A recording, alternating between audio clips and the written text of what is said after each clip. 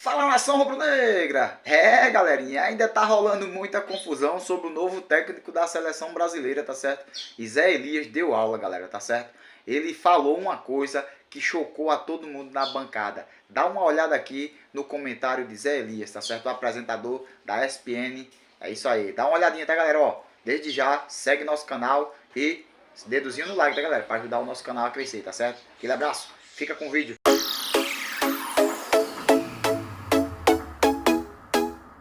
Caíram no colo do Tite, pro bem dele, pra sorte dele, uma série de jogadores talentosos de beirada jovens. E que muitos deles, por exemplo, o Rodrigo e o Vinícius Júnior, o Ancelotti deu de mão beijada pra ele, olha, como é que joga? O Tite ligava pro Ancelotti, até onde que o Vinícius pode descer ou não? Eu tô tranquilo pra falar isso, porque assim, eu não acreditei nesse negócio de que falar assim, ô Ancelotti, o que você tá fazendo aí com o Vinícius Júnior pra poder fazer aqui no Brasil? Desculpa, isso. Não, ele pode até ter ligado, mas pelo amor de Deus, se você é o treinador da seleção brasileira, você precisa ligar pro Ancelotti pra ele te explicar o que tá fazendo, sendo que você assiste o jogo, é simples. Você vê, você foi ator, agora sem brincadeira, você é um ator renomado, trabalhou em várias, quando criança, hoje você continua ainda com essa vez. Se você olha um cara na televisão, você fala, ele tá faltando isso, tá faltando aquilo, tá faltando aquilo. Sim. Você sabe, né? O treinador da seleção brasileira, o mínimo que ele tem que fazer é o seguinte, eu conheço as características dos meus jogadores. O problema é que ele usou esse tipo de, vou conversar com o Ancelotti, porque quando ele chamava o Vinícius Júnior, o Vinícius era marcador de lateral. E ele demorou um bocado pra chamar o Vinícius Júnior ainda. Ele só chamou o Vinícius porque não tinha como não chamar o Vinícius. Aí, pois é. O Vinícius estava arrebentando no Real Madrid, estava decidindo os jogos. Mas ele estava resistente a chamar. Sim, mas ele estava resistente porque quando o Vinícius jogou pela seleção brasileira, e acho que foi um jogo contra a Argentina, eu não sei qual jogo foi sul-americano aqui, que ele não conseguiu jogar bem porque o Vinícius Júnior marcava a lateral até o final, até a linha de escanteio. Mas se você tem o Vinícius Júnior para marcar lateral, ele transforma o Vinícius no Jorge Henrique. Não é o que aconteceu com o Gabriel Jesus, que todo mundo... Entendeu? Aí depois... poxa, peraí. Você precisa ligar pro Ancelotti para saber o que eu tenho que fazer com o Vinícius Júnior? Desculpa, aí demonstra uma certa limitação, porque eu não preciso ligar. Eu estou assistindo, pega o avião, vai em loco. Pô, o treinador de seleção brasileira tem a possibilidade de chegar para a CBF e falar assim, olha, eu preciso... o Plihal cobriu seleção tanto tempo, sabe que funciona dessa forma. Eu preciso ver tal jogador, separei as passagens, o hotel compra os bilhetes do jogo que eu quero assistir. Vou lá, assisto o jogo, vou nos treinamentos, converso, vou assistir um outro jogo.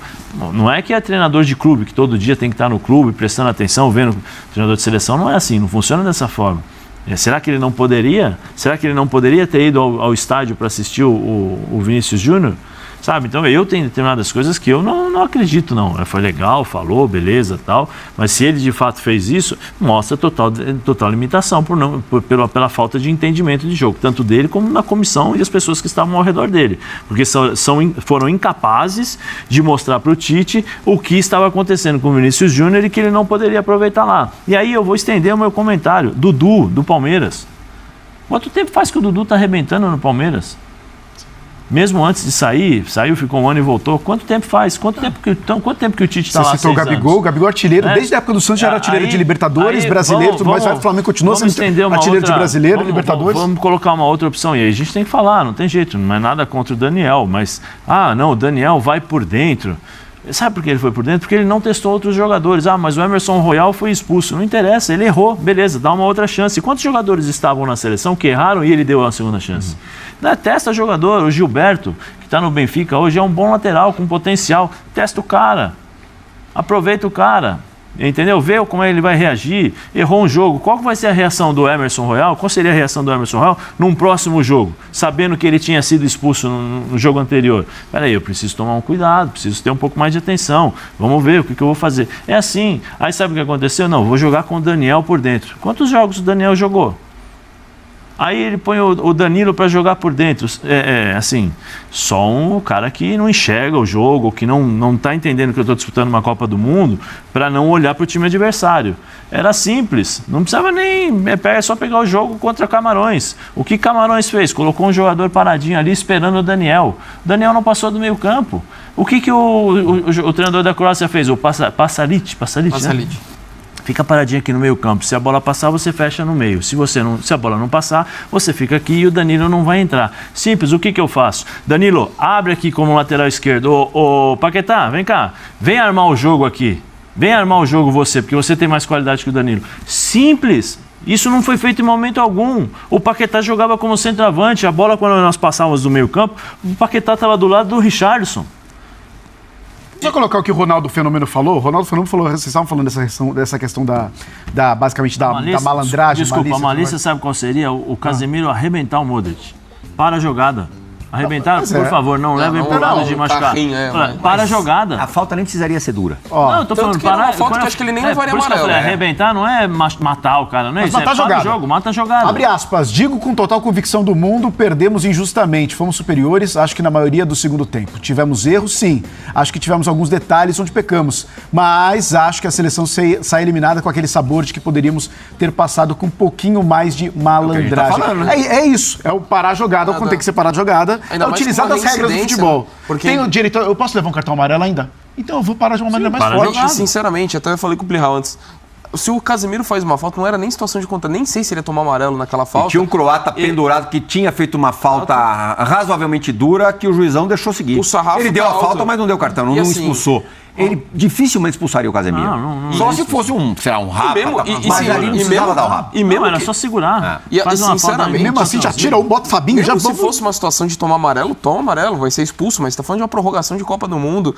E assim, pesa também a reincidência, né? Porque em 2018 aconteceu o mesmo cenário. Fernandinho, uma falta tática tática poderia ter evitado um gol do adversário. Mas é a mesma situação? Eu acho da Croácia a jogada da Bélgica, o Fernandinho, se tivesse parado ali. A Croácia é bem pior. Vou voltar em 90, que queriam que o alemão, sobretudo, batesse no Maradona. O Maradona pega a bola, sai correndo, passa no meio. Mas aí a marcação dos zagueiros ali também em cima. Então, quando veio os 3 zagueiros do Brasil foram pra cima do Maradona, ele tocou no Canidia. Mas ali no começo da jogada, alguns dos volantes ali, o alemão era parceiro dele no Napoli, poderia ter dado uma porrada no Maradona, ter parado a jogada no começo, não deixar o Maradona progredir.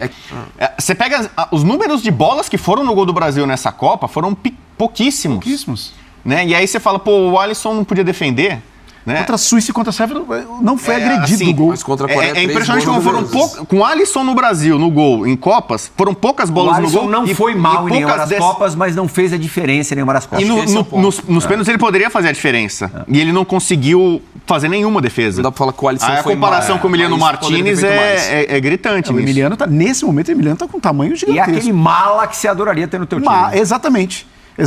É aqui você As torcidas adversárias detestam, a torcida do time do cara idolatra. É meio pombo na Inglaterra. O Richarlison tem esse sentido. Quando tava no Everton ali, todo mundo odiava, mas aí não sei. É bonzinho. O Emiliano Martínez é ruinzinho. É ruim demais. Mentalmente ele provoca... Baita goleiro, ruinzinho, eu tô dizendo, de gênio. De gênio, de catimbeiro, de tudo mais. Agora, falando de seleção brasileira ainda, essa história do Tite aí, eu tava falando do mercado, se é que existe um mercado europeu ainda para ele, que basicamente é o que ele gostaria. Agora, de seleção brasileira, a gente tem um debate ali muito grande que principalmente, a gente não tem uma unanimidade assim como era o Tite quando assumiu. Sim. Isso, ponto. Acho que não temos. Fato. Mas...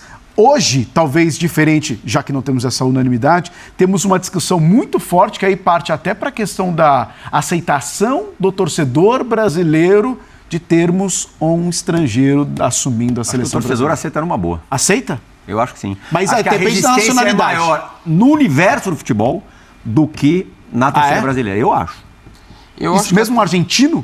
Um Galhardo da vida, por exemplo? Argentino talvez seja um pouco mais delicado. Talvez precisa romper a barreira primeiro com o estrangeiro. Vamos com calma primeiro, né? Vamos com calma. Primeiro romper a barreira. Primeiro vamos botar o estrangeiro. Depois esse estrangeiro pode ser um argentino. Mas eu vejo também essa aceitação, meio na linha que o Plihal colocou, até por falta... Qual o nome brasileiro que hoje assim seria contundente? Acho que a gente não consegue apontar. Nem perto disso. Tanto que a gente acabou de falar que o Tite continua sendo o melhor técnico brasileiro. Quem são os nomes? Jogando assim, não que sejam unanimidade ou que sejam... quem são os nomes hoje? A gente citou aqui. Você diz brasileiro ou nome? Brasileiro. O maior nome é o Fernando Diniz por conta de lobby de jogadores, incluindo o Neymar. O Dani Alves está fazendo lobby pro Fernando Diniz, mas acabou... fazendo São Paulo espero, também, né, que tenha acabado o ciclo do Dani Alves na seleção. Não sei que o Diniz seja o técnico que chame ele e leve para a Copa com 43 anos. Mas Thiago Silva, que talvez continue na seleção, não sei. Thiago Silva? Não tem eu não sei. Não. Tem muita gente. Ele deu entrevista falando que... Acabou, né? Bom, então vocês estão falando de Daniel Alves, que não vai mais ser seleção. Thiago Silva, a galera que vai se aposentar da seleção, falando assim, fica com ele aí, fica com o Fernandinho. O Neymar chegou a dizer que talvez essa fosse a última Copa dele. Só que ele tem 30 anos só, né? Dá muito tranquilamente. Vai continuar. Eu também acho. Então, a opinião do Neymar acho que pesa muito. Tá, mas quem é a lista? Fernando Diniz? uma suposta lista de possíveis Eu não tô dizendo possibilidades. que concordo com nenhum desses nomes. Eu acho que o Cuca carta fora. Acho que Então, o mas Dorival, Rogério pelo Ceni, mérito Mano recente, Menezes, Dorival Júnior. Renato. Vamos falar desses Renato, nomes. vamos falar do Renato. Mas ainda acho que... E acho que assim, desses nomes, por conta do lobby que você acabou de falar, o Diniz possivelmente seja hoje o que tenha mais força. Mas o que eu acho o Diniz um bom nome um dia para comandar a seleção brasileira, mas eu acho que não no momento. o que precisa hoje, então? Porque a gente tá falando do Tite, Falta a gente já de- analisou tanto O Diniz, trabalho do Tite. chamar o Diniz agora teria, acho que, uma vantagem, porque o tipo de jogo do Diniz, que é bem diferente do resto dos sites brasileiros, demanda tempo, trabalho. Então, não adianta você pegar um técnico agora, demitir daqui a 2, 3 anos e chegar e chamar o Diniz em cima da Copa. Mas fala que não tem tempo pra treinar com a seleção, os caras se encontram uma vez a Não, cada... mas- E é um ciclo menor, 3 anos e meio e com toda a pressão do maior vai igualar o maior jejum da história das Copas do daria um Brasil. tempo para ele. A vantagem é que não vai ter sofrimento para classificar, né? Porque todo mundo vai para a Copa. Né? Esse é um ponto. Acabou. É isso. É igual a Libertadores, Sul-Americana. Mas assim, perder Copa América cria abalos. Ainda mais para um treinador que ainda não é comprovadamente um grande treinador, que é o Fernando Diniz. Pode vir a ser o maior do país, não descarto, mas não é.